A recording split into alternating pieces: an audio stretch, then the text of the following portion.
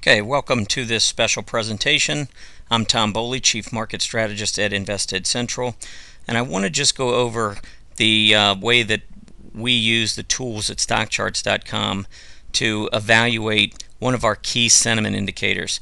Now, we like to follow the equity-only put-call ratio, and if you go to stockcharts.com and you type in the $ CPCE, this will bring up a daily equity-only put-call ratio here that will give you a good sense of which way the options action is going each day in terms of whether or not there's more calls being played or more puts.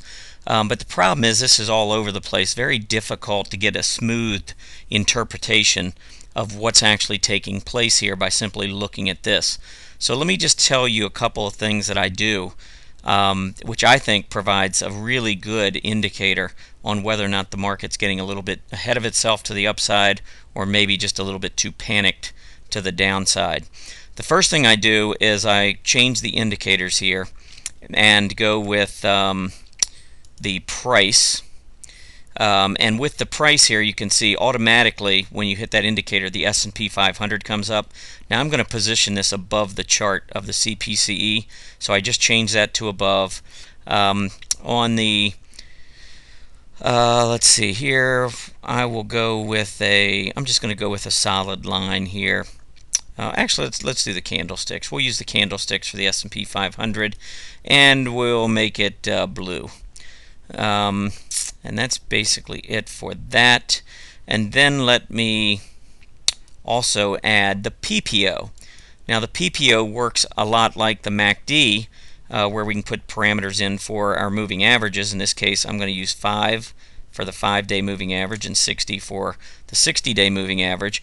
But the beauty of this PPO is that it takes the percentage difference between the two, which is what we want to see whether or not we're getting whether the market's relatively pessimistic or relatively complacent or optimistic.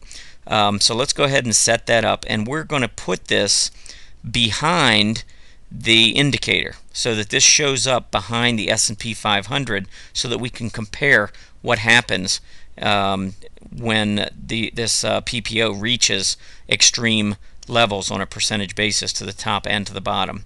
Now here, let me see, we used blue, so let's use red for the PPO. And I think for the height, we'll go ahead and use 0.5. So let's go ahead and do this. And let's update here. And we'll take a look. Okay, now what this does, and it's really pretty interesting. You always hear that cliche that you want to be careful about following the masses. You don't want to necessarily be going along with what everybody else is doing.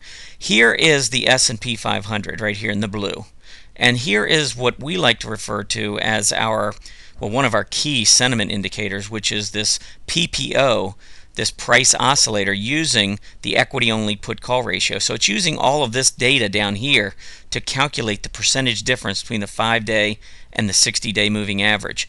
Now take a look at what happens when we get to key extremes.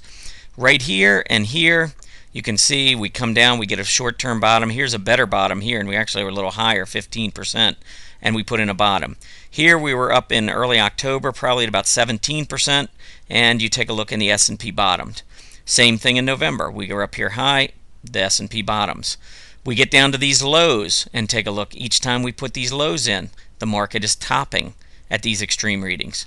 So I wouldn't be following this indicator every day. Instead, what I would do is use it when it gets to the extreme levels. That's when you should start thinking more cautiously, like we were back in early January when we were up at these tops. You can see that there was a lot of complacency in the market. We got to an extreme level and then we came down.